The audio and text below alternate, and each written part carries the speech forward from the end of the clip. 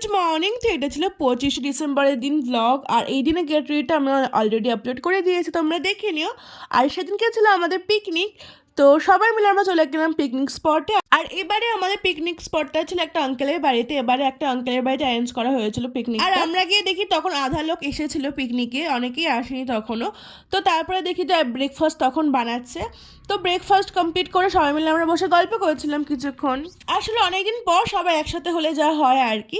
তারপরে কিছুক্ষণ ধরে চললো আমাদের সবার ফটো সেশন। অনেকক্ষণ ধরে আমরা বোর হয়েছিলাম, তো ঠিক করলাম যে কোথাও চলো গিয়ে ঘুরে আসি। সবাই মিলে আমরা এই পার্কে এলাম, বেশ কিছুক্ষণ বসলাম, অনেক ছবি তুললাম, ভালো ফটোজেনিক ছিল পার্কটা।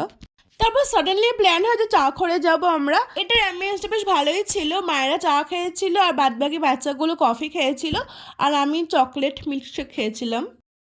তারপর ওখান থেকে এসে আমরা বসে পড়লাম লাঞ্চ করতে। বাট পেটটা আমাদের সবারই একটু একটু ভরাই ছিল, তো আমরা বেশি করে কিছু খেতে পারি। নাচ করছে না দেখে আমি মাকে নিয়ে একটু নাচছিলাম আর কি।